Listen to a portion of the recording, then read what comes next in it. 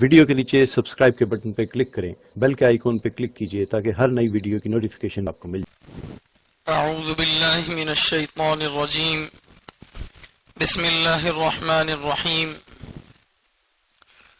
وما جعلنا اصحاب النار الا ملائکہ وما جعلنا عدتهم الا فتنة للذین کفروا لیستیقن الذین اوتوا الکتاب ويزداد الذين آمنوا إيمانا ولا يرتاب الذين أوتوا الكتاب والمؤمنون وليقول الذين في قلوبهم مرض والكافرون ماذا أراد الله بهذا مثلا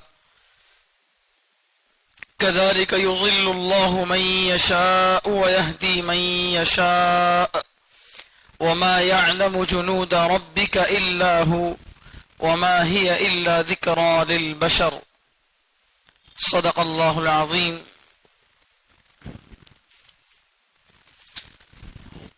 29ویں پارے کی تفسیر چل رہی تھی۔ سورۃ المدثر کی شروع کی 30 آیتیں الحمدللہ مکمل ہو چکی ہیں۔ گزشتہ سورے میں اللہ تعالیٰ نے پیغمبر صلی اللہ علیہ وسلم کو نبی ہونے کے اعتبار سے جو ذمہ داریاں ہیں وہ ذمہ داریاں بتائی، آپ کو کیا کیا کرنا ہے، اور پھر یہ بتایا کہ جو لوگ اللہ اور اس کے رسول کی بات کو نہیں مانتے ہیں تو ان کے ساتھ قیامت کے دن کیا معاملہ ہونے والا ہے۔ اس میں خاص طور پر ولید بن مغیرہ جو حضرت خالد بن ولید رضی اللہ تعالیٰ عنہ کا باپ ہے، کافر تھا بڑا کٹر قسم کا، اس کا قصہ اللہ تعالیٰ نے یہاں پر بیان کیا۔ ذرا سوچ کر دیکھیں، حضرت خالد رضی اللہ تعالیٰ عنہ اسلام قبول کیے مدینے کو جانے کے تقریباً 6 سال کے بعد، اور اب تک جنگ بدر میں بھی، احد میں بھی، سب میں بھی دشمنوں کے ساتھ وہ لڑنے کے لیے آئے تھے، مسلمانوں سے لڑنے کے لیے آئے تھے۔ جنگ احد کے اندر مسلمانوں کو جو ناکامی ملی وقتی طور پر، وہ انہی کی وجہ سے، حضرت خالد کی وجہ سے، ابھی تک اسلام قبول نہیں کیے تھے۔ اس کے بعد وہ 2-3 سال بعد اسلام قبول کیے خود ہی سے آ کر۔ اب جب وہ اسلام قبول کیے ہیں تو قرآن بھی پڑھتے ہوں گے، ظاہر بات ہے۔ حضرت خالد رضی اللہ تعالیٰ عنہ جب قرآن پڑھیں گے تو وہاں پر ان کو یہ آیتیں بھی ملیں گی جس میں انہی کے باپ کا تذکرہ ہے، اور اچھائی کے ساتھ نہیں، بلکہ اللہ تعالیٰ ان کے باپ پر لعنت بھیج رہے ہیں، کہہ رہے ہیں کہ اللہ اس کا ستیہ ناش کرے۔ فَقُتِلَ كَيْفَ قَدَّرَ ثُمَّ قُتِلَ كَيْفَ قَدَّرَ، یہ مارا جائے، ستیہ ناش ہو، برباد ہو جائے، بلکہ اللہ تعالیٰ جو ہے اس کا ذکر کر رہے ہیں۔ تو ذرا سوچ کر دیکھیں، جو بیٹا اپنے باپ کے بارے میں قرآن میں پڑھ رہا ہے کہ اللہ میرے باپ کے اوپر کیا کر رہے ہیں، لعنت بھیج رہے، پھر بھی وہ ان آیتوں کی تلاوت کر رہا ہے، تو کیسا ایمان رہا ہوگا ان کا۔ اپنے ہی باپ کے خلاف آیتیں ہیں قرآن میں، پھر بھی ان کو پڑھ رہے ہیں، اس پر عمل کر رہے ہیں، اس پر ایمان لا رہے ہیں۔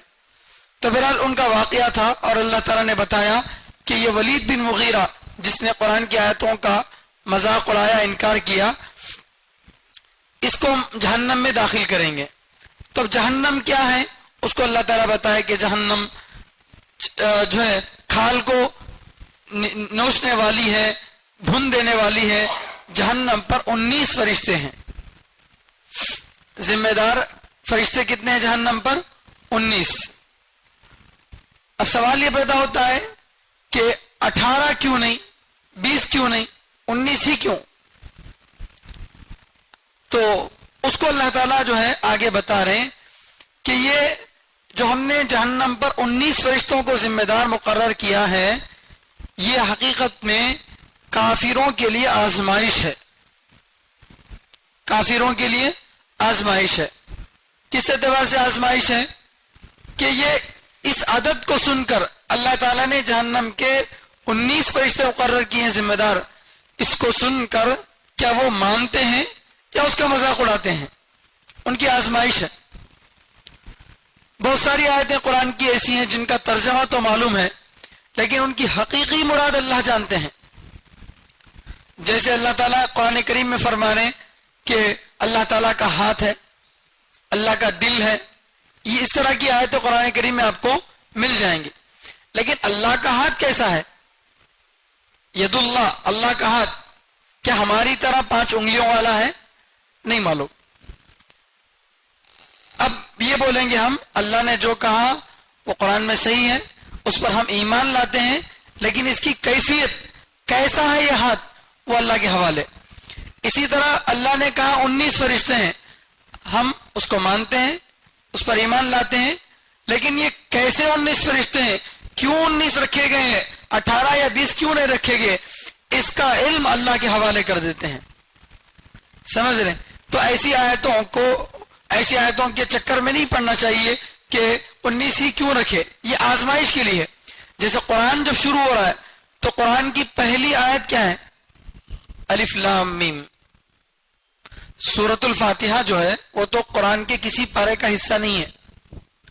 سورۃ الفاتحہ نہ پہلے پارے کا حصہ ہے نہ 30ویں پارے کا حصہ ہے. 30واں پارا شروع ہوتا عما یتساءلون سے، پہلا پارا شروع ہوتا الف لام میم سے. تو یہ پورے قرآن کا حصہ ہے سورۃ الفاتحہ. اس کے بعد جو پہلا سورہ آ رہا ہے سورۃ البقرہ، سورۃ البقرہ کا پہلا ہی لفظ کیا ہے؟ الف لام میم.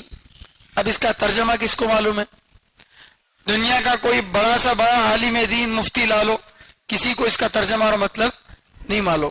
پہلا ہی لفظ اللہ نے ایسا رکھ دیا کہ جس کا ترجمہ سوائے اللہ کے کسی کو نہیں معلوم. اللہ یہ بتانا چاہتے ہیں کہ اے انسان، چاہے تو کتنا پڑھ لکھ لے، چاہے تیرے اندر کتنے بھی کمال پیدا ہو جائیں، لیکن اللہ کے علم کے سامنے تیرا علم کچھ بھی نہیں ہے. اب میں نے کہا الف لام میم، تو مانتا ہے یا نہیں مانتا؟ اگر مانتا ہے تو یہ ایمان ہے، اور اگر تو مانتا ہے کیا مطلب اس کا مطلب نہیں معلوم، میرے کو نہیں مانتا اس کو، نعوذ باللہ اگر ایسا کہیں گے تو آدمی کا ایمان چلا جائے گا. تو اسی طرح اللہ تعالیٰ نے یہاں پر جہنم پر 19 فرشتوں کو مقرر کیا. اب وہ 19 ہی کیوں رکھے گئے ہیں؟ بتانے والوں نے بتایا کہ 19 قسم کے عقیدے ہیں، ان عقیدوں میں سے ایک ایک عقیدے کو چھوڑنے پر ایک ایک فرشتہ اللہ نے مقرر کیا. اس طرح کی تفسیر بتائی ہے، لیکن صحیح بات یہ ہے کہ 19 کیوں اللہ نے رکھا وہ اللہ بہتر جانتے ہیں. جب یہ گنتی اتری تو مکے کے مشرکوں نے مذاق اڑایا. جہنم پر 19 فرشتے ہیں، ارے ہم لوگ ہزاروں کی تعداد میں ہیں. 19 فرشتوں کو تو ہمارا 1-2 پہلوان جو ہے کیا کرے گا؟ پچھاڑ دے گا، اس کو ہرا دے گا. اس طرح کا مذاق کرنے لگے. تو اللہ تعالیٰ جو ہے فرما رہے ہیں کہ بیٹے وہ 19 انسان نہیں ہے، وہ 19 انسان نہیں ہے، 19 فرشتے ہیں، جن میں سے ایک ایک فرشتہ اتنی طاقت رکھتا ہے جتنی طاقت پورے انسان اور جنات رکھتے ہیں. پورے انسان کی طاقت ایک طرف رکھ دی جائے تو وہ طاقت جتنی ہوگی اتنی طاقت کس کے اندر ہے؟ ایک فرشتے کے اندر ہے. ان میں سے ایک فرشتے نے اپنے پر قوم لوط کی بستیوں کو اٹھایا تھا، آسمان کے قریب پہنچایا، ان کی مرغیوں کے سوزوں کے بچوں کی آواز آسمان کے فرشتے سنے، وہاں سے ان بستیوں کو پلٹ دیے تھے. جیسے توے پہ روٹی پلٹتے نہیں، ویسا زمین کو اٹھا کے آسمان کے پاس لے جا کے واپس الٹا ڈال دیا. ایک فرشتہ، وہ بھی خالی پر کے ذریعے. اب وہ فرشتہ کیسا ہوگا؟ تو اللہ سمجھا رہے ہیں کہ مذاق کرنے کی چیز نہیں ہے. ان میں سے ایک ہی فرشتہ سب کے لیے کافی ہے. تو 19 کم نہیں ہے، 19 زیادہ ہے. ایک فرشتہ کافی تھا سب کو ختم کرنے کے لیے، لیکن اللہ نے 19 فرشتے رکھے ہیں. تو اب سوچو تمہارے عذاب کا کتنا زبردست انتظام کریں اللہ تعالیٰ. جہاں سزا دینے کے لیے ایک ہی کافی تھا، وہاں پر کتنے رکھے ہوں؟ 19 رکھے ہوں. تو کس قدر جو ہے سختی ہوگی عذاب کے اندر. تو اللہ تعالیٰ سمجھا رہے ہیں یہ آزمائش کے لیے ہم نے رکھا ہے. وَمَا جَعَلْنَا أَصْحَابَ النَّارِ إِلَّا مَلَائِكَةً، اور ہم نے نہیں بنایا جہنم کے ذمہ دار مگر فرشتوں کو.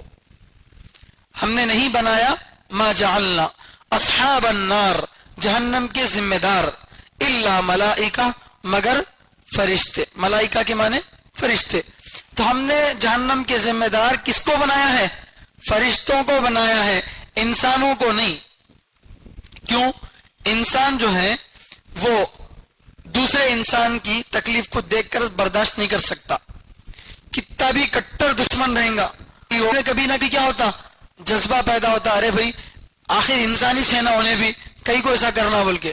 تو تھوڑا بہت رحم کی امید ہے کس سے؟ انسان سے. لیکن اللہ تعالیٰ وہاں پر ایسی مخلوق کو رکھا ہے، فرشتوں کو، جن میں یہ آپشن ہی نہیں ہے، رحم کرنے کا آپشن ہی نہیں ہے. چھوٹا موبائل نوکیا 1100، اس میں کتنا فوٹو کھینچے تو فوٹو آتی، واٹس ایپ کتنا ڈاؤن لوڈ کرے تو آتا نہیں آتا، کیونکہ وہ اس میں وہ آپشن ہی نہیں ہے، آ ہی نہیں سکتا. تو ویسا فرشتوں میں اللہ تعالیٰ جو پروگرام ڈال دیے وہ اس پروگرام ان کے اندر کام کرتا. ایک فرشتے کو اللہ تعالیٰ نے ڈال دیا ذمہ داری کہ تجھے سجدے میں رہنا ہے، قیامت تک سجدے میں ہی رہے گا. جس کو جو ذمہ داری دی گئی، لا یعصون اللہ ما امرہم ویفعلون ما یؤمرون، جو اللہ نے حکم دیا اس کی نافرمانی نہیں کرتے، اور جو دیا گیا وہی کام کرتے ہیں. تو اب چاہے انسانوں میں سے کوئی بھی ہو، ان کو کیا مطلب ہے؟ اگر جہنم کے ذمہ دار کیا ہوتے؟ انسان ہوتے، تو وہ انسان کا کوئی نہ کوئی انسان رشتہ دار جہنم میں جا رہا تو انہیں بولتا، ہاں جی حافظ صاحب ہمارے تمہارے محلے کے تھے، تو جی ذرا دیکھو اللہ میاں سے بات کرو ہمارے بارے میں. سمجھانے کے لیے بول رہا ہوں. جہنم پر اگر مثلا اللہ تعالیٰ علماء کو ذمہ دار بنا کے بٹھا دیتے تو وہاں ان کا کون کی ایک رشتہ دار، کون کی ایک پہچانت والا ہوتا، جن سے بے پناہ محبت کر رہے ہیں، لیکن ان کی بدعملی سے انہوں جہنم میں جا رہے ہیں. تو اب انہوں کیا کرتے ہیں؟ ارے دنیا میں اتنا کرانا چاہیے تمہارے واسطے، اللہ میاں سے میرے بارے میں ریکویسٹ نہیں کر سکتے. تو تھوڑا نہ تھوڑا اس کے دل میں رحم آئیں گا، اس لیے اللہ تعالیٰ ان کو ہٹا دیے.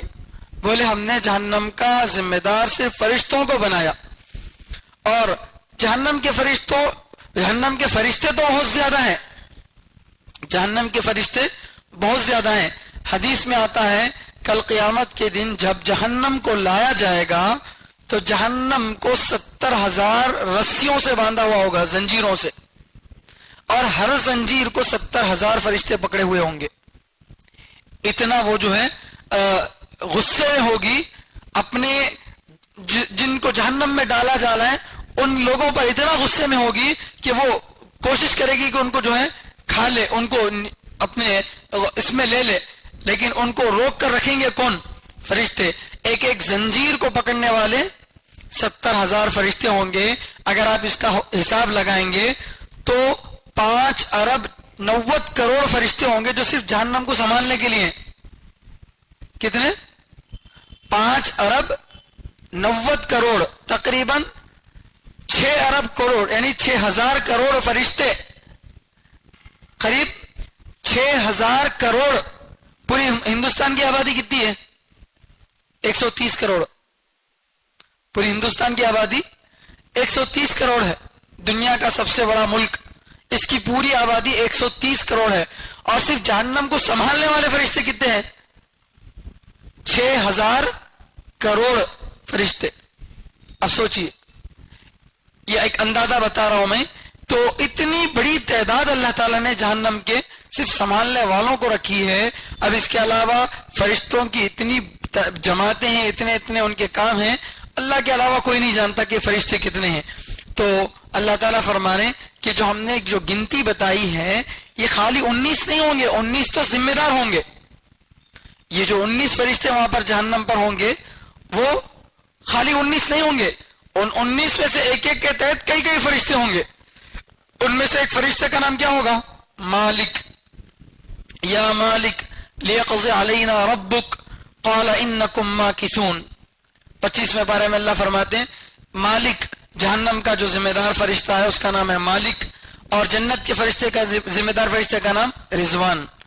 تو ایک فرشتہ ان میں سے مالک ہے، اور ایک ایک فرشتے کے نیچے کروڑوں فرشتوں کی جو ہے ٹیم لگی ہوئی ہے. پھر اللہ نے 19 ہی کو کیوں ذمہ دار بنایا؟ تو اللہ فرما رہے وما جعلنا عدتهم، اور ہم نے نہیں بنایا ان کی تعداد الا فتنةً، مگر آزمائش کے لیے. فتنہ کے معنی آزمائش، اور ہم نے نہیں بنایا ان کی تعداد مگر آزمائش کے لیے. کس کی آزمائش کرنا ہے؟ للذین کفروا، ان لوگوں کی جنہوں نے کفر کیا. کافروں کی آزمائش کے لیے ہم نے یہ گنتی بنائی ہے. اب وہ سن کر اس تعداد کو ایمان لاتے ہیں یا اس کا مذاق اڑاتے ہیں، اب یہ ان کے حوالے ہیں. ایک تو یہ بات بتائے. اب دوسری بات اللہ کی تعالی یہ بتا رہے ہیں کہ جہنم کے ذمہ دار فرشتے جو 19 بیان کیے گئے ہیں، یہ 19 فرشتے کی تعداد صرف قرآن میں نہیں بلکہ اس سے پہلے والی جو کتابیں تھی تورات انجیل وغیرہ ان میں بھی اللہ تعالیٰ نے یہ تعداد بتائی. اب اللہ کے نبی صلی اللہ علیہ وسلم کبھی کسی سے علم حاصل نہیں کیے. یہودیوں اور عیسائیوں سے آپ صلی اللہ علیہ وسلم کا تعلق نہیں تھا. علم سیکھنے سکھانے کا کوئی تعلق تھا کیا؟ نہیں تھا. تو اب اللہ کے نبی صلی اللہ علیہ وسلم وہ بات بتا رہے ہیں جو ان کی کتابوں میں ہے، جس کو ان کے خود بہت سارے لوگ نہیں جانتے. وہ بات آپ صلی اللہ علیہ وسلم جب بتائیں گے تو ان کی کتاب کو جاننے والے لوگوں کا ایمان ان کو یقین آئے گا، ارے یہ تو وہی بات بتا رہے ہیں جو ہماری کتابوں کے اندر ہے. جو بات ہماری کتابوں میں وہی تعداد کیا کر رہے ہیں، یہ بھی بتا رہے ہیں. اس اعتبار سے جو اہل کتاب ہیں، اہل کتاب سے مراد عیسائی اور یہودی، ان لوگوں کو کیا ہو جائے گا، ان کا یقین آ جائے گا، ان کو یقین آ جائے گا. یقین آ جائے گا کا مطلب یہ ایمان لائیں گے نہیں، یقین آنے کا مطلب یہ کہ اب یہ انکار نہیں کر سکیں گے کیونکہ وہ بات ان کی کتابوں میں بھی ہے اور فرشتوں کا اور بہت ساری چیزوں کا تذکرہ ان کی کتابوں میں بھی ہے. تو عام کافر تو فرشتوں کا انکار کر سکتا، ان کا مذاق اڑا سکتا، لیکن ایک عیسائی یا یہودی جو اپنی کتاب کو پڑھنے والا ہو وہ ان کا مذاق نہیں اڑا سکتا، کیونکہ وہ جانتا ہے کہ جبریل علیہ السلام حضرت مریم کے پاس آئے تھے اور فرشتے حضرت موسیٰ علیہ السلام کے پاس آتے تھے. اب اگر فرشتوں کا انکار کر دیں گا تو اپنی کتابوں کا بھی انکار ہوگا، تو لہذا وہ انکار نہیں کر سکے گا. اس معنی کر یقین بتا رہے ہیں لِيَسْتَيْقِنَ الَّذِينَ أُوتُوا الْكِتَابَ، تاکہ یقین کر لیں وہ لوگ جن کو کتاب دی گئی، تاکہ یقین کر لیں وہ لوگ جن کو کتاب دی گئی، یعنی اہل کتاب یہودی اور عیسائی کیا کر لیں، یقین کر لیں. وَيَزْدَادَ الَّذِينَ آمَنُوا إِيمَانًا، اور تاکہ ایمان والوں کا ایمان بڑھ جائے، ایمان والوں کا ایمان بڑھ جائے.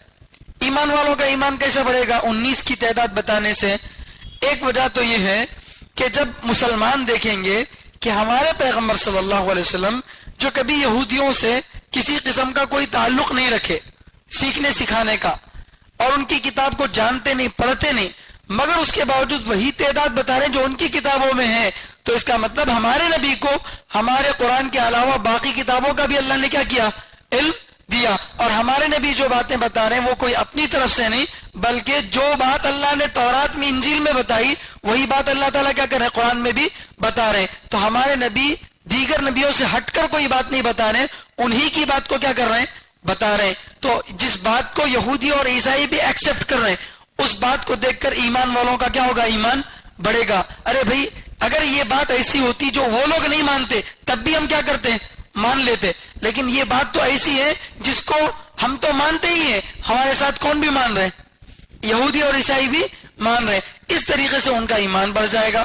یا دوسری وجہ یہ ہے ایمان بڑھنے کی، اب تک جتنی آیتیں اتری تھیں اتنی آیتوں پر ایمان لا لیے، اب نئی آیت اتر رہی ہے، نیا حکم نازل ہو رہا ہے، اس آیت پر بھی جب ایمان لائیں گے تو ایمان بڑھے گا گھٹے گا. اب تک مثلا 100 آیتیں اتری ہیں، 100 آیتوں پر ایمان لا لیے تھے صحابہ، اب یہ 101ویں آیت اتر رہی ہے تو اب ایمان 101ویں آیت پر لا لیے تو پہلے سے جتنا ایمان تھا اس سے ایمان کیا ہو گیا، بڑھ گیا، کیونکہ آیت بڑھ گئی تو اس پر ایمان بھی لا لیے تو وہ ایمان بھی کیا ہو گیا، بڑھ گیا. تو اس طریقے سے ایمان والوں کا ایمان بڑھے گا. وَلَا يَرْتَابَ الَّذِينَ أُوتُوا الْكِتَابَ وَالْمُؤْمِنُونَ، اور جب دیکھیں گے یہودی اور عیسائی کہ نبی نے وہی بات بتائی جو ہماری کتابوں میں ہے، اور جب مسلمان دیکھیں گے اللہ کے نبی صلی اللہ علیہ وسلم نے ایسی بات بتائی جس کو ہم تو کیا یہودی اور عیسائی بھی مانتے ہیں، تو یہ دونوں آپس میں کیا کریں گے، موافقت کریں گے. یہودی اور عیسائی اور مسلمان مل کر ان کا شک دور ہو جائے گا. نعوذ باللہ مسلمانوں کو تو کبھی شک تھا نہیں، یقین ہی کا ایک دوسرا، مجھے یقین ہے مجھے شک نہیں ہے، ایک ہی بات کے دو پہلو ہیں، سمجھ رہے ہیں، مجھے یقین ہے مجھے شک نہیں ہے کا مطلب کیا، یقین ہے.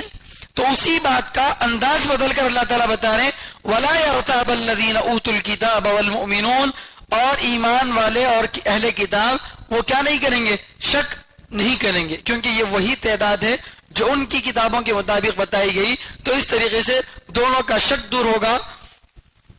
وَلِيَقُولَ الَّذِينَ فِي قُلُوبِهِم مَرَضٌ وَالْكَافِرُونَ مَاذَا أَرَادَ اللَّهُ بِهَذَا مَثَلًا، اور تاکہ کہیں وہ لوگ جن کے دلوں میں بیماری ہے، تاکہ کہیں وہ لوگ جن کے دلوں میں بیماری ہے، والکافرون، اور کافر کہیں ماذا اراد اللہ بہذا مثلا، اللہ نے کیا ارادہ کیا اس عجیب و غریب مثال سے، اللہ تعالیٰ نے اس عجیب و غریب مثال سے کیا ارادہ کیا۔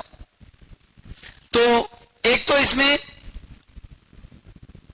19 کی تعداد بتانے میں کافروں کی آزمائش بھی ہے، ایمان والوں کا اہل کتاب کا یقین بڑھے گا، ایمان بڑھے گا، اور ساتھ میں جو کافر ہیں وہ جو ہے یہ کہیں گے کہ بھئی اللہ تعالیٰ 19 ہی کیوں بتائے، 20 یا 18 کیوں نہیں بتائے، اس طریقے سے کہہ کر ان کو یہ بات سمجھ میں نہیں آئے گی، چونکہ وہ لوگ کیا کرتے ہیں، اپنی عقل سے سوچتے ہیں، اپنی عقل سے سوچتے ہیں، اور ہر بات عقل سے سمجھ میں آنے والی نہیں ہے۔ بہت ساری چیزیں ایسی ہیں جن کو آدمی دیکھ کر، چھو کر، سن کر، سونگ کر بتا سکتا، جیسے دیوار سفید ہے یا کالی ہے، کیا کریں گے؟ آنکھوں سے دیکھیں گے، مضبوط ہے یا نہیں ہے، ہاتھ سے چھو کر بتا دیں گے مضبوط ہے یا فوخل ہے بول کے۔ تو یہ کچھ علم ہے جن کا تعلق انسان کی ظاہری قوتوں سے، دیکھنے، سننے، سونگنے، چھونے وغیرہ ان سے ہے۔ کچھ چیزیں ایسی ہیں جن کا تعلق اس سے آگے عقل سے ہے، جیسے مثال کے طور پر آپ دیکھ کر کلر بتا سکتے ہیں، چھو کر مضبوط ہے یا نہیں ہے یہ بتا سکتے ہیں، لیکن اس کی بنیاد پر آپ یہ نہیں بتا سکتے کہ یہ دیوار اپنے آپ کھڑی ہے یا اس کو کسی نے بنایا ہے، یہ دیوار اپنے آپ کھڑی ہے یا اس کو کسی بنانے والے نے بنایا ہے۔ یہ بات بتانے کے لیے آپ کو خالی آنکھ ناک کافی نہیں ہے، بلکہ اس سے آگے کیا چاہیے؟ ایک عقل چاہیے، سمجھ رہے ہیں؟ تو عقل آدمی کے پاس ہوگی تو سمجھے گا کہ بھئی یہ جو اتنی بڑی دیوار ہے یہ ظاہر بات ہے یہ اپنے آپ تو نہیں کھڑی ہوگی، اس کو کوئی بنانے والے نے بنایا ہے، کسی ڈیزائن کرنے والے نے ڈیزائن کیا ہے۔ اس طریقے سے عقل سے یہ آدمی فیصلہ کرے گا۔ اور اس کے آگے ایک اور مرتبہ، ایک اور مرحلہ ہے کہ جس کو جہاں تک عقل بھی کام نہیں کرتی، وہ کیا مرحلہ ہے کہ آدمی یہ عقل سے نہیں معلوم کر سکتا کہ میں اس دیوار کا استعمال کیسے کروں تو اللہ راضی ہوں گے، کیسے کروں تو ناراض ہوں گے۔ یہ اگر معلوم کرنا ہے تو عقل کی بنیاد پر معلوم نہیں کر سکتا۔ کیوں؟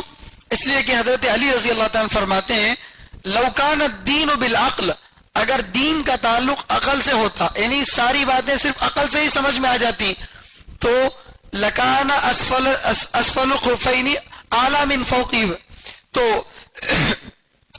یہ جو موزے پہنتے ہیں سردی کے دنوں میں، سردی کے دنوں میں موزے پہنتے ہیں نا، چمڑے کے موزے پہنتے ہیں، تو چمڑے کے موزے جب پہنتے ہیں تو ایک اگر مقیم آدمی ہے تو ایک دن تک کیا کر سکتا، اس پر مسح کر سکتا، سخت سردی ہے اس لیے بار بار پاؤں دھونے نہیں ہوتا، تو کیا کر سکتے آپ، وضو بنا کے پاؤں دھو لے کے موزہ ایک بار پہن لیے، اب اس کے بعد چاہے کتنی بار بھی آپ پیشاب کو جاؤ کچھ بھی کرو کیا نہیں ہوتا، پاؤں کو دھونے کی ضرورت نہیں پڑتی، صرف کیا کرنا، موزے کے اوپر 3 انگلیوں سے مسح کر لینا، اتنا کافی ہے۔ اب سوال یہ پیدا ہوتا کہ دھول کہاں لگی، چلتے وقت میں گندگی یا دھول کہاں لگتی، نیچے یا اوپر؟ نیچے لگتی، اور مسح کہاں کرنا ہے، اوپر۔ سمجھ میں آنے والی بات ہے؟ نہیں سمجھ میں آتی، یعنی عقل کی بنیاد پر اگر فیصلہ کریں گے سمجھ میں نہیں آتی۔ اس سے ایک اور آگے مثال دیتا ہوں، آدمی کی ہوا خارج ہوتی ہے، ٹھیک ہے، آدمی کی ہوا خارج ہوتی ہے، تو اب وضو بنا رہا سو کہاں ہے، ہاتھ پیروں میں، تو ہوا خارج ہوئی کہیں سے، مگر دھونے کا حکم دیا گیا کسی اور جگہ کا۔ اگر عقل کی بنیاد پر دین ہوتا تو حکم دیا جاتا کہ جہاں سے ہوا نکلی وہ جگہ کو دھو۔ تو ایسی بہت ساری مثالیں آپ کو دے سکتے ہیں کہ دین کا تعلق صرف عقل پر نہیں ہے، وہ عقل جو دین کے تابع ہو وہ عقل معتبر ہے، صرف عقل معتبر نہیں ہے۔ آج کے زمانے کا المیہ یہ ہے, آج کے زمانے کی پریشانی یہ ہے کہ آج کا پڑھا لکھا نوجوان کیا کر رہا ہے معلوم؟ ایک زمانہ وہ تھا کہ اگر مولوی صاحب بول دیتے, مولانا بول دیتے یہ کرنا بول کے, تو لوگ مان لیتے تھے. آج سے 40 سال 50 سال پہلے کی بات. اگر اس زمانے میں کون کیا بولے سب مان لیے لوگ, ہے نہیں, وہ دین میں تھی ثابت نہیں تھی, سب کو کیا کر لیے, مان لیے. اس کے بعد ایک زمانہ آیا کہ لوگ پوچھے مولانا یہ حدیث میں ہے کیا بول کو, ہاں ہے, صحیح حدیث میں ہے کیا, بخاری میں ہے کیا, مسلم میں ہے کیا بول کو پوچھنا شروع کرے. ہاں بھائی ہے, بولتا ہاں اچھی بات ہے, لو کچھ ہے کی نہیں کی معلوم کرنے کے لیے پوچھا بول کو. اب زمانہ یہ بھی نہیں ہے, اس سے آگے کا زمانہ ہے. مولانا بولے تو بھی مانتے نہیں, بخاری میں ہے تو بھی مانتے نہیں. کئی کو بول تو کیا ہے کہ میرے کو سمجھ میں آتا نہیں. کیا جواب دے رہے؟ بھئی یہ کام کرنا ہے, حدیث میں بات آئی ہے, عمل کرنا کہتے ہیں. بولے تو جواب کیا دیتے ہیں؟ کیا ہے کہ میرے کو سمجھ میں نہیں آتا ہے, کئی کو کرنا کی ہے. یعنی ان کی سمجھ میں آیا تو معتبر, نہیں سمجھ میں آیا تو معتبر نہیں. تو نعوذ باللہ, اگر اس طریقے سے دین کی ہر چیز کو عقل کی بنیاد پر, عقل کی کسوٹی پر پرکھیں گے, جو عقل کے مطابق ہو تو معتبر, جو عقل کے مطابق نہیں ہے تو معتبر نہیں. تب وہی کا مسئلہ کیا ہے پھر؟ عقل سے آگے کی چیز کیا تھی؟ وحی تھی. وہی کا انکار کر دیا آپ نہ قرآن کو مان رہے نہ حدیث کو مان رہے. کیوں؟ اس لیے کہ جس کو تمہیں قرآن ماننا یا حدیث ماننا بول رہے ہیں وہ قرآن حدیث کو نہیں مان رہے, وہ تو اپنے من کی بات کو مان رہے. کرنول کے اندر بھی ایسے لوگ ہیں موجود, میرا خود ان سے پالا پڑا ہے کہ انہوں یہ بولتے ہیں ہمیں قرآن کا انکار نہیں کرتے, ہمیں حدیث کا انکار نہیں کرتے, ہمیں قرآن کو بھی مانتی حدیث کو بھی مانتی, مگر کیا بولے تو وہ بات ہماری عقل کے مطابق رہنا کہتے, وہ بات ان کی عقل کے مطابق رہنا. اب اللہ تعالیٰ نبی کو معجزات دیے, یہ ان کی سمجھ میں نہیں آتا. کیسا ایک آدمی اتنی کم دیر میں آسمان پہ جا کے معراج کا سفر کر کے آ سکتا؟ ہوتا ایسا نہیں ہوتا بھائی, نعوذ باللہ, انکار کر دیے, معراج کا سفر نہیں ہوا. تو ایسی بہت ساری چیزوں کا انہوں کیا کر دیے, انکار کر دیے. وجہ کیا ہے؟ ہماری عقل میں نہیں آتا. تو حضرت آپ کی عقل میں تو اور بھی بہت ساری باتیں نہیں آتی, مگر ان کو کیا کرتے ہیں, مانتے نہیں مانتے. ایک آدمی آ کر حضرت علی رضی اللہ تعالیٰ عنہ سے پوچھا ایمان کے مسئلے کو, تقدیر کے مسئلے کو سمجھاؤ. تو انہوں بولے اس مسئلے پر ایمان لانا جو اچھا ہے, اس میں سوالہ نکو کر با بول کے. میں بولا سمجھانا میرے کو تمہیں بول کے. تو علی رضی اللہ تعالیٰ بولے اچھا اٹھ کو ٹھہر. بولے اٹھ کو ٹھہرا. ٹھہرنے کے بعد اسے بولے ایک پاؤں اٹھا لے. ایک پاؤں اٹھا لیا. اس کے بعد بولے وہ پاؤں بھی اٹھا لے بول کو. انہیں بولا ہاں یہ پاؤں بھی اٹھا لینا, کیسا اٹھا لے سکتی؟ تو جواب دیے کہ ایک پاؤں اٹھانا تیرے اختیار میں ہے اور دوسرے پاؤں میں تو مجبور ہے. ایک پاؤں اٹھانا تیرے اختیار میں ہے لیکن دوسرا پاؤں اٹھانے میں تو کیا ہے, مجبور ہے, چاہے تو بھی نہیں اٹھا سکتا. اب میری عقل میں آتا نہیں ایسا کہ کو بول تو عقل میں نہیں آتا, کیا پاؤں میں آتا نہیں, ہو تمہاری عقل میں آندے نہیں آندے, وہ تمہارے پاؤں میں طاقت آتی نہیں ہے. نہیں تو بہت ساری باتیں ہیں جو تمہاری عقل میں نہیں آتی مگر پھر بھی ہو رہی. آدمی کے ساتھ جو زندگی کا سفر گزارنے والی ہے وہ کبھی کسی کی عقل میں آئی ہے؟ کبھی کسی کی عقل میں آئی ہے؟ ہمیں بولتے کیا کی, انہیں سمجھتے کیا کی. ہماری بات بالکل ایک سیدھے انداز میں رہتی, پورا بکھر کے رکھ ڈالتے. ہماری عقل میں نہیں آتی مگر مان کر لے کر چل رہے, نہیں چل رہے, چل رہے. تو بچوں کو سمجھاتے, آپ اٹھا کر کھلونا دلانے کے لیے لے کے, بچہ بولا ابا میرے کو ماچس کی کاڑی دلاؤ, چاقو دلاؤ. تو اب آپ کیا بولے, نہیں بیٹا نہیں دلاتا. ان بولا تمہیں میرے سے محبت نہیں کرتے کیا؟ محبت کرتے, پھر دلاؤ. نہیں بیٹا تیرا نقصان ہے اس میں. کئی کو نقصان, کیا بھی نقصان نہیں ہوتا, دلاؤ. تو اب تمہیں کیا کرتے ہیں, سمجھا سوتا سمجھاتے, کن پٹ کو کھینچ کو دیتے. کئی کو ابھی تیرے کو اتنی سمجھ نہیں ہے ماچس کی ڈبی سے کیا نقصان ہونے والا ہے, چاقو سے ہاتھ کٹ جاتا, بدن کٹ سکتا, نقصان ہو سکتا, ابھی تیرے کو اتنی بات سمجھ میں نہیں آتی. اس واسطے اب کیا کرنا, تو ہمیں بولے سو بات ماننا ہوتا, تو بڑا ہوا خود بخود کیا ہو جاتا, سمجھ لیتا. ہوتا نہیں ہوتا. انسان بھی ایک ایک مرحلے میں جا کر کیا کرتا ہے, ایک ایک چیز سمجھتا. ہمیں بچپن میں 4 سال کی عمر میں 5 سال کی عمر میں جو کام کرے رہتے ہیں 10 سال کے ہو جانے کے بعد وہ کام ہمارے کو غلط دکھتا. 10 سال کا بچہ جو 4-5 کلاس پڑھ رہا, اس کا چھوٹا بھائی 2 سال کا 3 سال کا انہیں رو رہا رات میں سونے کے واسطے, تو اسے چڑچڑا بناتا, چپ کے سو گیا تو ہو گیا نہیں بول کو, انہیں ستا سو کیا بھی نہیں. اب یہ 10 سال کا بچہ انہیں شرارت نہ کر رہا, 20 سال کا ایک بچہ ڈگری پڑھنے والا انہیں کیا کر رہا, کئی کو ستا رہا ہے اماں کو, وہ کوئی نہ غصہ کرتا. انہیں جب 10 سال کا تھا جان کھایا نا وہ بھول گیا. تو زندگی کے ہر مرحلے میں پچھلا مرحلہ آدمی کو کیا دکھتا, ارے انہیں کر رہا سو کیا ہے غلط. بچے کے کاما بشکانی دکھتی, بڑی عمر کے اتنا کو نوجوانہ کے کاما کیا دکھتی, فاسٹ گاڑی لے جا رہا, مرنے جا رہا تھا کہ نہیں بول کو, انہوں جوانی میں چلائے تھے نا وہ کیا بھی نہیں ہے نہیں. اب چونکہ اب ایک حد تک الحمدللہ عمر آ گئی ہے, اب سمجھ میں آ گیا کہ بھئی گھر بار کی ذمہ داری ہے, نقصان ہوتا, پریشانی آتی بول کے, اب اس کا نقصان سمجھ میں آیا, جب کرے تب سمجھ میں نہیں آیا تھا. تو میں یہ سب بتانا یہ چاہ رہا ہوں کہ دنیا میں خود ایسی مثالیں موجود ہیں جو ایک وقت میں سمجھ میں نہیں آتی, 5-10 سال کے بعد وہ بات کیا ہوتی سمجھ میں نہیں آتی, جب عقل میں نہیں آئی تھی, لیکن اب عقل میں وہ بات کیا ہو رہی آ رہی, تو کیا وہ عقل کے خلاف تھی؟ عقل کے خلاف نہیں تھی, تمہاری عقل وہاں تک نہیں پہنچی تھی, وہ بات عقل کے خلاف نہیں تھی لیکن تمہاری عقل وہاں تک نہیں پہنچی تھی. ایسے ہی اللہ تعالیٰ جہنم کے فرشتے 19 بنایا ہے, یہ بات عقل کے خلاف نہیں ہے, مگر تمہاری عقل وہاں تک نہیں پہنچتی کہ کیوں اللہ تعالیٰ بنایا.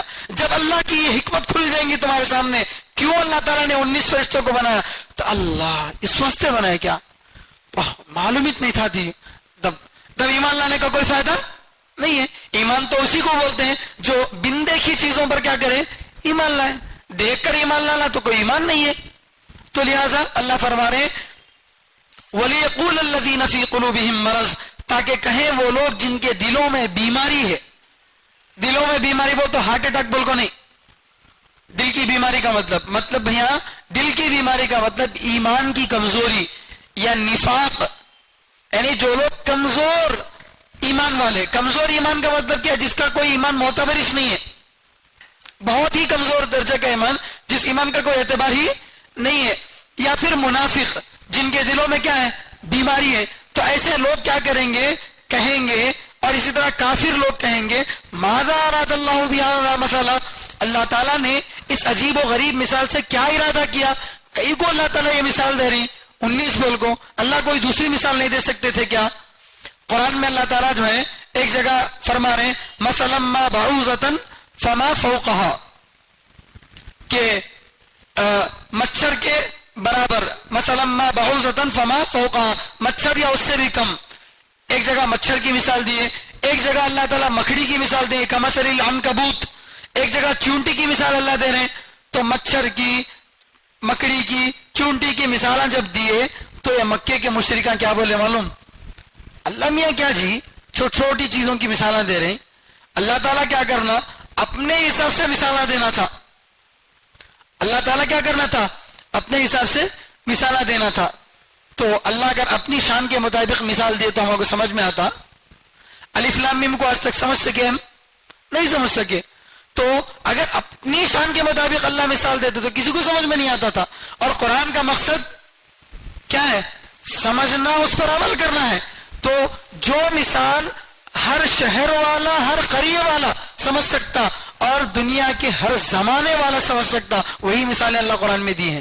آپ کو ایک ایسی مثال بتا دو جو نبی کے زمانے میں تھی آج نہیں ہے, ایسی کوئی مثال آپ کو نہیں ملتی. ندی کی مثال دی اللہ تعالیٰ, آسمان کی مثال دی, زمین کی مثال دی, پہاڑوں کی مثال دی, مچھر کی, مکھی کی, چونٹی کی, ان مثالوں کو دی. یا کیا کسی زمانے میں نہیں ہے یا کسی ملک میں نہیں ہے؟ یہ ہر زمانے میں, ہر ملک میں رہنے والا طبقہ, ہر آدمی پڑھا لکھا ان پڑھ, ہر کوئی کیا کر سکتا ہے, اس کو سمجھ سکتا. اور مقصد بھی اللہ کا کیا ہے, سمجھانا چاہے, ہر ایک کو سمجھانا ہے. سمجھیں گے تبھی تو ایمان لائیں گے. تو اس لیے اللہ تعالیٰ ایسی مثالیں بیان کرے. اللہ تعالیٰ بولے کہ جہنم میں 19 فرشتے ہیں. اب وہ کئی کو ہیں, یہ کیوں کا جب سوال پیدا ہوتا ہے ایسی جگہ جہاں اللہ وضاحت نہیں کرے. بہت ساری جگہ اللہ تعالیٰ حکم بتا کر اس کی حکمت بھی بتا دیے, یہ حکم میں کئی کو دے رہا ہوں. جیسے شراب کو اللہ تعالیٰ نہ کو پیو بولے, شراب کئی کو نہیں پینا بھائی, تو اللہ تعالیٰ بولے یہ گندی چیز ہے, शैतान का काम है, इससे दुश्मनियां पैदा होती, लड़ाइयां पैदा होती, आदमी नमाज से दूर हो जाता, ये बहुत सारे उसके नुकसान गिनाए। तो उसको मना करने के बाद उसको कई को मना कर रहा हूं मैं, ये काम कई को नहीं करना बोलने की क्या करे, हिकमत बयान करे। वो समझ सकता था इंसान, इसलिए अल्लाह ताला क्या कर दिया, उसको बता दिए। लेकिन अब इसकी हिकमत क्या है, वो अल्लाह ताला आजमाइश के तौर पर रखे हैं। अगर अल्लाह बताते तो शायद समझ जा सकते लोग, लेकिन अल्लाह ताला क्या करे, उसको जानबूझकर नहीं बताए। क्यों? अल्लाह ताला देखना चाह रहे हैं कि ये मेरी बात को मानता है या नहीं मानता। तो काफिर लोग क्या कहेंगे, मादा अरादल्लाहु बिहादा मसला, अल्लाह ने इस अजीब व गरीब मिसाल से क्या इरादा किया। कई को अल्लाह ताला ऐसी मिसालें दे रही। तो अल्लाह फरमाते हैं कि देखो अल्लाह ताला जिसको भी समझाते हैं अपनी बात, या जिसको भी गलत रास्ते जो है हिदायत नहीं देते, ये अल्लाह की मर्जी है। अल्लाह जिसको चाहते हैं, अल्लाह की मशीयत के मुताबिक जिसमें तलब होगी, जिसमें तड़प होगी, अल्लाह ताला ने हर इंसान को सही सालिम अकल दिया समझने के लिए, और दुनिया में बहुत सारी निशानियां रख दिया।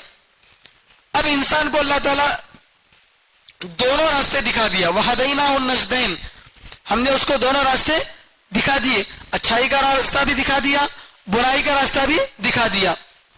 अब इंसान को अल्लाह ताला अकल दे दिया। अब इंसान सोचे कि भाई जिस मूर्ति को मैं खुद अपने हाथ से बनाया, उसकी मट्टी कहां से थी कि क्या नहीं की, उठा को लाया, वो पाक थी नापाक थी गंदी थी कैसी की, उठा को लाया, मशीन में बना को उसकी मूर्ति मैं बनाया। बनाते वक्त तो मेरे पाँव में थी, कुचल कुचल के उसको क्या करा, पाँव से बनाया, उसके आंख भी नाक भी सब चीजें मैं बनाया। बना के उसका एक जो डिजाइन तैयार होता है वो क्या बन गया, खुदा बन गया। समझ में आने वाली बात नहीं है। जो मूर्ति अपने सामने बैठी हुई एक मक्खी को उड़ा नहीं सकती, तुम्हारी मुसीबतों को दूर कर सकती है। अगर एक मक्खी भी अगर उनसे कोई चीज छीनती है उनके पास रखे वो प्रसाद में से, तो रोक सकता नहीं, रोक सकता। तो फिर अल्लाह फरमाते हैं ये जिससे मांग रहे हैं उन्हें भी कमजोर, जो मांगने वाला है उन्हें भी कमजोर। जर्रा बराबर अगर अकल का इस्तेमाल करते तो समझ में आ जाती बात कि खुदा मुझको बनाता है, मैं खुदा को नहीं बनाता। मैं कौन हो सकता हूं खुदा को बनाने वाला? खुदा ने मुझको बनाया है, मेरे हाथ से बना हुआ पुतला वो खुदा कैसे हो सकता है?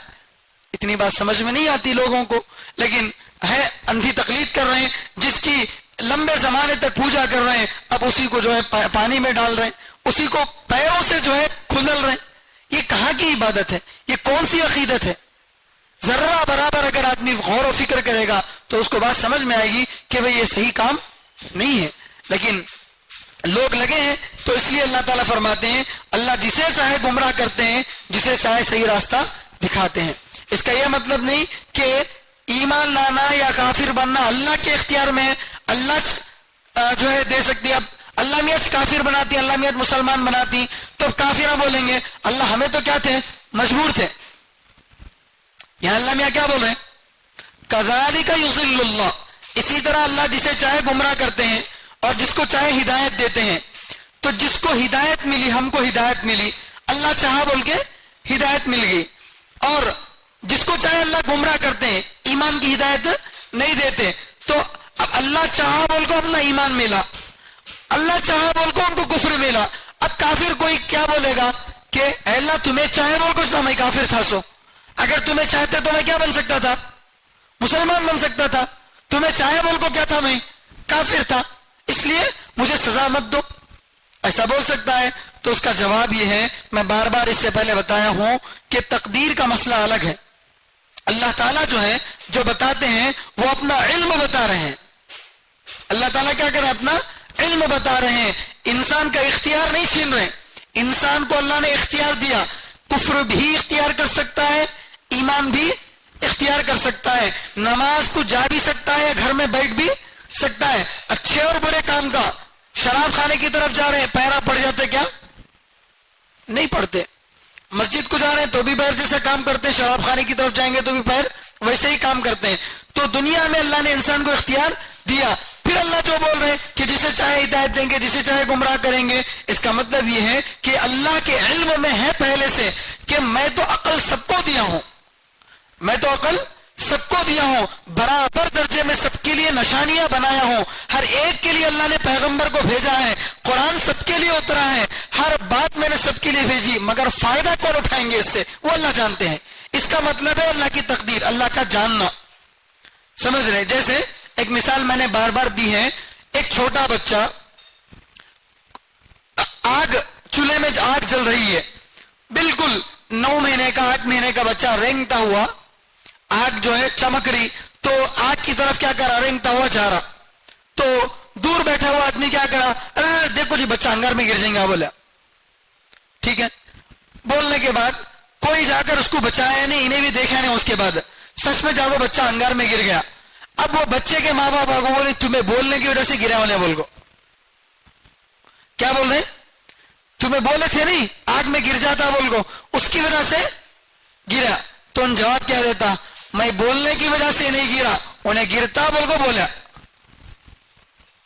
میں بولنے کی وجہ سے نہیں گرا, انہیں گرتا بول کو بولا. سو اس کی حالت دیکھ کر, اس کی کم عمری اور اس کا تیزی سے آگے بڑھنا, اور وہاں آگ کے پاس کوئی بچاؤ نہیں ہے, یہ سب چیزیں دیکھ کر میں ایک اندازہ لگایا کہ اگر اس بچے کو کوئی روکیں گے نہیں تو یہ بچہ کیا ہو سکتا, اس میں گر جاتا. بول کو میں ایک اندازہ لگایا, میرے اندازہ لگانے کی وجہ سے وہ گرا نہیں, وہ گرتا بول کو میں اندازہ لگایا. ہاں, انسان کے اندازے میں اللہ کے اندازے میں زمین آسمان کا فرق ہے. انسان کا اندازہ بالکل ناقص ہوتا ہے, لیکن اللہ کا اندازہ بالکل صحیح ہوتا ہے. تو اللہ جسے چاہے گمراہ کرتے ہیں, جسے چاہے ہدایت دیتے ہیں. کا مطلب کیا, کون ہدایت قبول کرنے والا ہے, کون ایمان لانے والا ہے, کون کافر بننے والا ہے, یہ اللہ کے علم میں ہے. ایسا نہیں کہ اللہ تعالیٰ دنیا میں سب کو پیدا کر ڈالے, اب پیدا کرنے کے بعد اللہ تعالیٰ رجسٹر لکھے بیٹھے, کون مسلمان بنتا کہ نوٹ کر لیں گے, بول کو نعوذ باللہ, اللہ کو معلوم نہیں.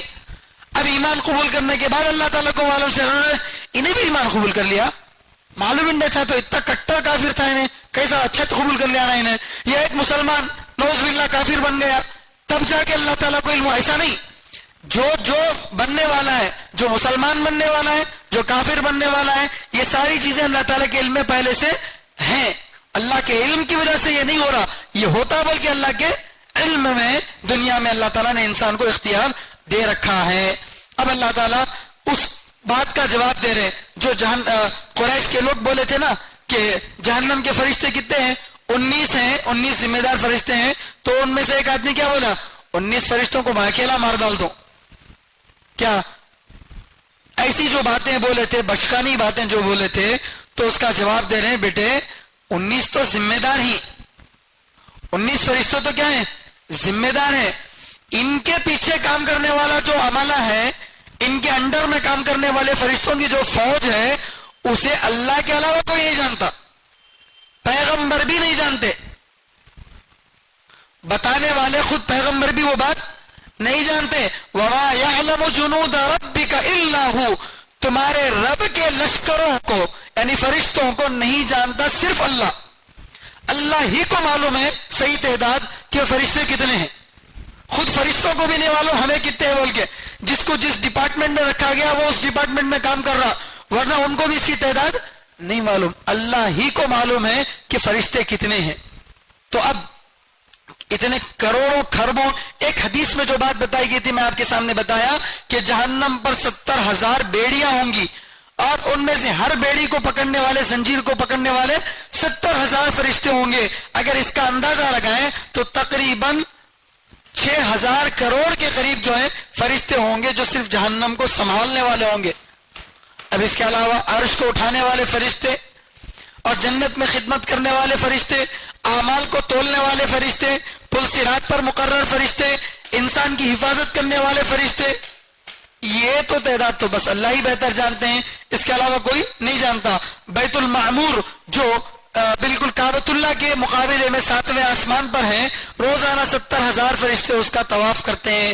ایک مرتبہ جس کی باری آئی قیامت تک دوبارہ اس کی باری نہیں آتی. اس وقت سے آج تک کتنے 70,000 فرشتے, جب سے دنیا بنی ہے, جب سے کعبۃ اللہ بنا ہے, تب سے روزانہ 70,000 فرشتے اس کا طواف کر رہے ہیں. کرنے کے بعد وہ کہاں جا رہے ہیں, ان کا ایک کچھ کام تھا, ایک مرتبہ طواف کرنا ان کا کام, اسی کے لیے پیدا کیا گیا تھا ان کو. اس کے بعد وہ چلے گئے، کہاں گئے اللہ کو معلوم. اب اس کے بعد پھر نئے فرشتے آ رہے ہیں. اس طرح سے روزانہ صرف 70 ہزار فرشتے اس کام کے لیے اللہ تعالیٰ نے لگا رکھے ہیں. تو اندازہ لگاؤ کہ کتنے فرشتے ہوں گے. کوئی اندازہ کر سکتا ہے؟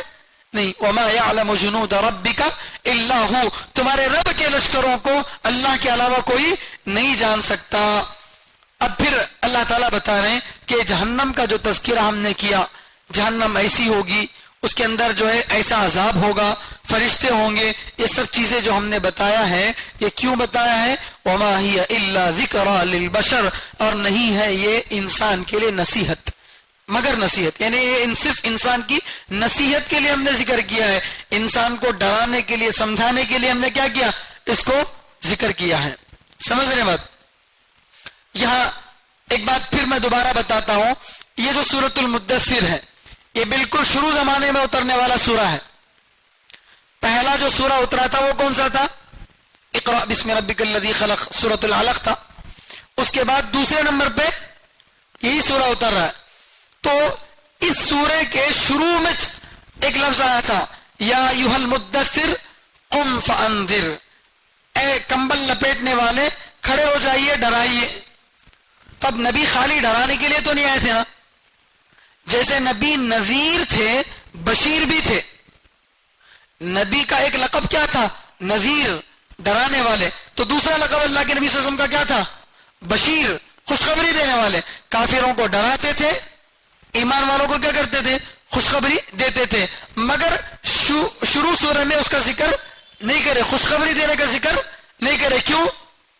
اس لیے کہ ابھی مسلمانوں کی تعداد 1 پوائنٹ بھی نہیں ہے، 99 پوائنٹ بھی نہیں ہے، 1 پوائنٹ بھی نہیں ہے مسلمانوں کی تعداد. اس لیے ان کا الگ سے تذکرہ نہیں کیا گیا. اسی طرح پھر آگے جہنم کے بارے میں اللہ تعالیٰ بتائے، قیامت کے بارے میں، قیامت کا دن بڑا سخت دن ہوگا، کافروں کے لیے آسان نہیں ہوگا. بول کو تو کافروں کے لیے سخت ہوگا وہ بتائے، ایمان والوں کے لیے کیا ہوگا وہ بتائے؟ نہیں بتائے. کیوں؟ ابھی ایمان والوں کے لیے بتانے کی ضرورت نہیں تھی، اس لیے کہ ایمان والوں کی تعداد کیا تھی؟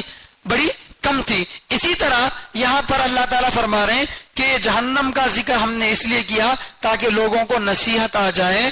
تو لوگوں کو اگر شروع میں ہی یہ بتایا جاتا کہ قبر میں جیسے عذاب ہوتا ہے ویسے قبر میں جنت کی کھڑکی بھی کھلتی ہے، ابھی بالکل شروع میں بتایا جاتا تو لوگ جو ہے مطمئن ہو جاتے. اس لیے ابھی شروع میں ان باتوں کو بتایا نہیں گیا. پھر جب دھیرے دھیرے مسلمانوں کی ایک تعداد بن گئی تو پھر اللہ تعالیٰ نے اس وقت میں اس طرح کی آیتیں اتاری ہیں. آگے اللہ فرماتے ہیں کلا والقمر، ہرگز نہیں، کلا ہرگز نہیں. یعنی کیا مطلب ہرگز نہیں؟ جہنم کا انکار مت کرو. جہنم کو ہم نے نصیحت کے لیے بنایا ہے، جو ڈرے گا اس کو فائدہ ہوگا، نہیں ڈرے گا تو نقصان ہوگا. کلا، جہنم کا انکار ہرگز مت کرو. والقمر، قسم ہے چاند کی. قمر کے معنی چاند، یہ قوف سے پڑھنا قمر. اگر آپ تجوید نہیں جانتے، کلا والخمر بولے تو اس کا مطلب ہوتا نہیں قسم ہے شراب کی. خمر کے معنی شراب. انما الخمر والمیسر والانصاب والازلام رجس من عمل الشیطان. خمر خاں سے اس کا معنی ہے شراب، اور قمر قاف سے اس کا معنی ہے چاند. تو اگر تجوید صحیح نہیں ہوگی، ہمارا قرآن صحیح نہیں ہوگا تو نماز ٹوٹ جائے گی اگر ایسا پڑھیں گے. تو بہرحال کلا والقمر، قسم ہے کس کی؟ چاند کی. واللیل اذ ادبر، اور قسم ہے رات کی جب وہ جا رہی ہو. لیل کے معنی رات. واللیل اذا یغشا، قسم ہے رات کی جب وہ جا رہی ہو پیٹ پھیر کر. والصبح اذا اسفر، اور قسم ہے صبح کی جب وہ روشن ہو رہی ہو. قسم ہے صبح کی جب وہ روشن ہو رہی ہو. انہا لإحدى الکبر، یقیناً وہ یعنی جہنم بڑی بھاری چیزوں میں سے ایک ہے. یقیناً وہ بڑی بھاری چیزوں میں سے ایک ہے. اب یہاں اللہ تعالی آخرت کے عقیدے کو سمجھا رہے ہیں، اور سمجھانے کا انداز کیا ہے؟ اللہ تعالیٰ سمجھا رہے ہیں کہ دیکھو دنیا میں ہر چیز جوڑی کے ذریعے سے وجود میں آتی. जोड़ी, इसके जरिए से ही क्या होता है, दुनिया का कोई भी काम पूरा होता है। मिसाल के तौर पर चप्पल है, खाली एक पहन लिए तो गंदगी से, कांटों से बचना मकसद हासिल होता, दूसरा भी पहनना। इसीलिए दो चप्पल मिले तो उसको क्या बोलते हैं, चप्पल की जोड़ी बोलते हैं।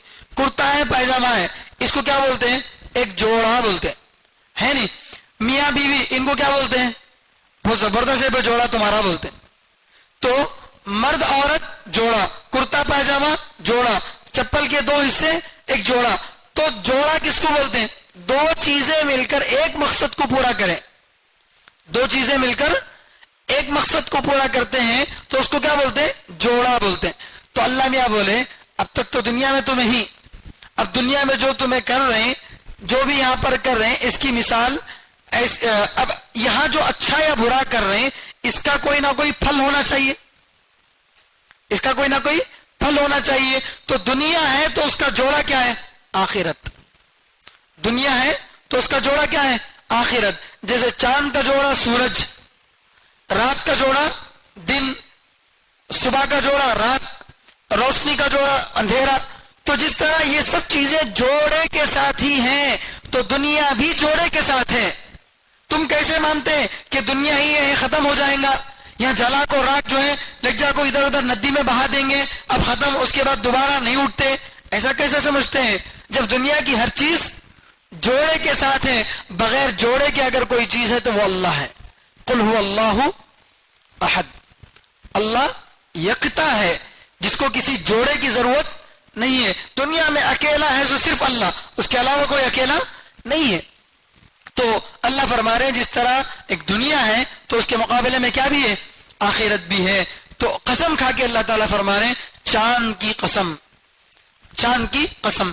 चांद की कसम खाए तो मालूम हुआ कि चांद के अपोजिट क्या है, सूरज है। वल्लैल, और रात की कसम, रात की कसम खाए तो अपोजिट में क्या निकला, सुबह दिन। और वल्सुबह इज़ा अस्फर, सुबह की कसम, सुबह से रात निकली, और अस्फर रोशन होना, रोशन होने से अंधेरा निकला। जैसे ये चीजें आपस में एक दूसरे की जिद हैं, जब अंधेरा है तो उजाला भी होगा, तभी जाकर अंधेरा या उजाला पता चल सकता, अंधेरा या उजाले का पता तभी चल सकता। तो अरफुल अशियाउ बिअज़दादिहा, चीजों को पहचाना जाता जिद की वजह से। तो जैसे ये सब चीजें आपस में एक दूसरे की जिद हैं, इसी तरह दुनिया की जिद क्या है, आखिरत है। उसी आखिरत में एक जहन्नम है जिसके बारे में अल्लाह फरमा रहे हैं, इन्नहा लइहदल कुबर, ये ऐसी जहन्नम है जिसका कोई नमूना नहीं है, जिसका कोई नमूना नहीं है। जहन्नम को समझाने के लिए आप किसी बड़ी से बड़ी भट्टी की मिसाल नहीं दे सकते। दुनिया की आग से 70 गुना बड़ी आग है, किसकी, जहन्नम की। इतनी खतरनाक आग, हदीस में आता है कि जहन्नम साल में एक मर्तबा सांस छोड़ती है, एक मर्तबा सांस लेती है। जब जहन्नम सांस लेती है तो सर्दी के दिन पैदा होते हैं, और जब जहन्नम सांस छोड़ती है तो गर्मी के दिन आते हैं।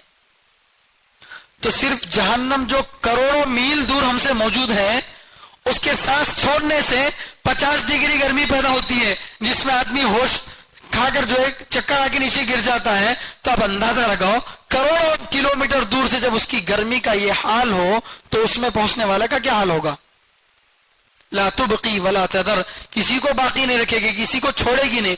तो इतनी खतरनाक चीज है। और ये जहन्नम कहाँ है, दुनिया में है नहीं, आखिरत में। तो इससे किसका भी सबूत हो गया, आखिरत का भी सबूत हो गया। नज़ीरन लिल बशर, ये जहन्नम क्या करती है, इंसानों को डराने वाली है, इंसानों को डराने वाली है। तमाम इंसानों को जहन्नम डराती, ईमान वाले को भी डराती, काफिर को भी डराती, जहन्नम सबको डराती। जहन्नम का अजाब अल्लाह सबके सामने बयान करा। अब जो जहन्नम का अजाब सुनकर भी हिम्मत से आगे बढ़ा, क्या होता कि देख लेंगे, उसको जहन्नम में जाना पड़ेगा। और जो जहन्नम की बात सुनकर पीछे हट गया तो वो जो है जन्नत में जाएगा। या फिर हिम्मत करके गुनाह के काम करके आदमी जो है आगे बढ़ रहा, बहरहाल अपनी अल्लाह ताला जो अकल दी है, अकल को इस्तेमाल करके या तो वो जन्नत वाले काम करे या जहन्नम वाले काम करे। जहन्नम तो सबको क्या करती है, डराती है। तो नज़ीरन लिल बशर, ये जहन्नम जो है लोगों को डराने वाली है। लिमा शाअ मिनकुम अन यतक़द्दम औ यतअख़र, तुम में से जो चाहे आगे बढ़े या पीछे हटे। تم میں سے جو چاہے آگے بڑھے یا پیچھے ہٹے, آگے بڑھ کر نیک کام کر لے یا پیچھے ہٹ جائے نیک کاموں سے, یا آگے بڑھ کر جہنم میں جانا چاہے یا پیچھے ہٹ کر جنت میں جانا چاہے, تمہاری مرضی, تمہاری مرضی ہے. اچھا اور برا میں نے دونوں دکھا دیا. اب ایمان لانا نہیں لانا تمہارے اختیار کی بات ہے, جو کریں گے اس کے مطابق اللہ تعالیٰ تم کو کیا کریں گے, بدلا دیں گے. اچھا ایک اور بات بتا کر اپنی بات مکمل کرتا ہوں. یہاں اللہ تعالیٰ چاند کی قسم کھائے, سورج کی قسم نہیں کھائے, کیونکہ صبح کے اندر کون آ گیا, خود بخود سورج کا ذکر آ گیا. اور آخرت کی مثال چاند کی جیسی ہے اور دنیا کی مثال سورج کی جیسی ہے. کیسے؟ سورج جب دن میں ہوتا ہے تو سائنس میں بتایا جاتا ہے کہ دن بھر سورج کی روشنی سے چاند کیا کرتا, روشنی حاصل کرتا, چارج ہوتا. اس کے بعد رات میں کیا کرتا, چاند روشنی دیتا. اگر یہاں روشنی حاصل نہیں کیا تو وہاں روشنی بھی نہیں دیتا. اسی طرح دنیا کے اندر انسان اچھا کام کرے گا تو وہ آخرت میں اس کو ملے گا. جیسے سورج میں روشنی ہوگی اور چاند اس روشنی کو قبول کرے گا تو رات میں روشنی ملے گی, ورنہ رات میں روشنی نہیں ملے گی. اسی طرح دنیا میں آدمی اچھا کام کرے گا تو آخرت میں اس کا پھل اس کو ملے گا. یہ ایک سمجھانا ہے اللہ تعالیٰ کو. دوسری بات, جیسے چاند ہے شروع ہوتا ہے کیسا, بالکل ایک چھوٹی سی ڈالی کی شکل میں, پھر دھیرے دھیرے دھیرے بڑھتا ہے یہاں تک کہ 14ویں رات کو کیا ہو جاتا, مکمل روٹی کی طرح گول ہو جاتا ہے. پھر اس کے بعد کیا ہوتا, 15ویں تاریخ سے گھٹنا شروع ہوتا. تو اللہ تعالیٰ انسان کو مثال سمجھا رہے ہیں کہ اسی طرح انسان بھی پیدا ہوا, کچھ بھی نہیں تھا, کمزور تھا, یہ دھیرے دھیرے جوان ہوگا, پھر ایک زبردست جوانی کا وقت آئے گا, پھر اس کے اوپر بڑھاپا آتا جائے گا, یہاں تک کہ 28-27ویں تاریخ کے قریب میں تو چاند نظر ہی نہیں آتا, پوری طرح سے کیا ہو گیا, ختم ہو گیا. انسان کی زندگی بھی ایسی ہی ہے کہ انسان کو پیدا اللہ نے کیا ہے تو سورج جیسے چاند کو اللہ نے بنایا ہے, وہ ایک دن شروع ہوتا ہے تو ایک دن ڈوب بھی جاتا ہے, ختم بھی ہو جاتا ہے. اسی طرح انسان بھی ایک دن پیدا ہوا تو ایک دن کیا بھی ہو جائے گا, ختم ہو جائے گا. ختم ہو کر جائے گا کہاں, اللہ کے پاس جائے گا, آخرت میں جائے گا, جنت جہنم کی اس کے سامنے پیشی ہوگی. اس طریقے سے بہت ہی گہرے انداز میں اللہ تعالیٰ آخرت کے عقیدے کو یہاں پر بیان کر رہے ہیں اور فرما رہے ہیں اللہ تعالیٰ کہ دنیا کی مثال اندھیری رات کی طرح ہے. اندھیرا جب آتا ہے تو آدمی یہ سمجھتا ہے کہ بھئی اب یہ اندھیرے سے کیسا بچنا, کیسا مشکل, لیکن پھر جب سورج کا وقت نکلنے کا قریب ہوتا ہے تو سورج نکل جاتا ہے, سارے اندھیرے کیا ہو جاتے ہیں, ختم ہو جاتے ہیں. اسی طرح دنیا کے اندر تاریکی کے اندر آدمی ہے, جب قیامت کی آخرت کی جب صبح طلوع ہوگی تو پھر جو اس کا انکار کرتے تھے ان سب کو یقین ہو جائے گا کہ ہم جس چیز کا انکار کرتے تھے وہ تو یقینی چیز تھی, ہم نے غلط انکار کیا. اس طریقے سے یہ ساری باتیں اللہ تعالیٰ ان مثالوں میں دی ہیں. قرآن میں جہاں بھی اللہ تعالیٰ جس چیز کی قسم کھاتے ہیں وہاں اس مضمون سے اس کا بڑا گہرا تعلق ہوتا ہے. جس چیز کی جیسا بولے ویسا قسم نہیں کھاتے اللہ تعالیٰ. قیامت کے تذکرے میں چاند کی, دن کی اور رات کی, 3 چیزوں کی قسم کھائے, تینوں کا آپس میں کیا کنیکشن ہے وہ آپ کے سامنے میں بتا دیا. تو اس طریقے سے جو ہے اللہ تعالیٰ آخرت کے عقیدے کو بتا رہے ہیں. اللہ تعالیٰ سے دعا کہ اللہ تعالیٰ ہم سب کو کہنے سننے سے زیادہ عمل کرنے کی توفیق عطا فرمائے. سبحان اللہ و بحمدہ, سبحانک اللہم و بحمدک, ونشہد ان لا الہ الا انت ونستغفرک ونتوب الیک.